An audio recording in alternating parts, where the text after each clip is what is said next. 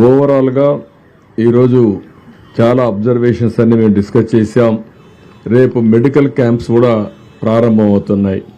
ఎక్కడికక్కడ medical camps అని పెట్టడం, అదే మరిగా నీళ్లు కూడా ఈరోజు నాకు చాలా దగ్గర నీళ్లు కంప్లైంట్స్ వచ్చాయి. దానిపైన ఇంకా ఎక్కువ బాటిల్స్ ఎన్ని వీలైతే అన్ని బాటిల్స్ ఇవ్వాలని చెప్పి అనుకున్నాం. ఆ వాటర్ కూడా సప్లై చేస్తాం. రెండోది రేపు ఒక 180 ట్యాంకర్స్ తీసుకొచ్చి ఎక్కడికక్కడ నీళ్లు ఇచ్చే కార్యక్రమం తీసుకుంటాం. రేపు సాయంత్రానికి అన్ని కూడా వాటర్ స్కీమ్స్ అన్ని కూడా రెడీ అవుతాయి. మెట్రో వాటర్ వర్క్స్ అంతా కూడా రెడీ అవుతాయి. కానీ ఆ నీళ్లు ఇమీడియట్ గా తాగడానికి పనికి రావు. 2-3 రోజులు పడుతుంది, కొన్ని రోజులు పడుతుంది. ఆ వాటర్ అంతా కూడా గైడ్ లైన్స్ ఇచ్చి స్నానానికి గానీ వాడుకుంటూ తర్వాత ఏ విధంగా ఎప్పుడు వాడచ్చో దానికి కూడా గైడెన్స్ ఇస్తాం. అదే మరి పవర్ స్టేషన్స్ అన్ని కూడా ఎన్ని వీలైతే అని చేస్తూ రేపు గాని ఎల్లుండికి గాని చివరి వరకు కరెంట్ ఇచ్చేదానికి కూడా శ్రీకారం చుడుతున్నాం. ఎక్కడైతే నీళ్లు పవర్ స్టేషన్లో సబ్ స్టేషన్లో గాని ట్రాన్స్ఫార్మర్ దగ్గర ఉంటే షార్ట్ సర్క్యూట్ గాని షాక్ కొట్టే పరిస్థితి వస్తుంది.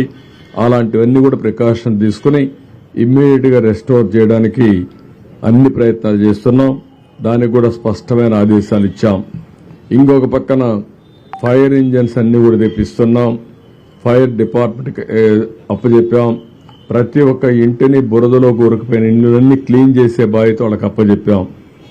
ఎక్కడికక్కడ ఫైర్ ఇంజన్ తీసుకొచ్చి ప్రతి ఒక్క ఇంటి ముందర పెట్టి ఆ ఇల్లంతా క్లీన్ చేసే బాధ్యత ఆ ఇంట్లో ఉండే వాళ్ళందరితో కూర్చొని వాళ్ళ సూపర్విజన్లో అవన్నీ క్లీన్ చేసే బాధ్యత తీసుకున్నాం. రేపటి నుంచి ఎక్కడైతే క్లియర్ అయిపోయిందో అక్కడంతా కూడా ఎక్కడన్నా చెత్త అవన్నీ ఉంటే అవన్నీ క్లియర్ చేసి డ్రోన్స్ ని సమర్థవంతంగా ఉపయోగించుకొని ఎక్కడన్నా డ్రైన్స్ లో గాని బ్లాక్ ఉంటే అవన్నీ తీసేసి వాటర్ అంతా డ్రైన్ అవుట్ చేయడం, డ్రైన్స్ అంతా క్లీన్ చేసేయడం.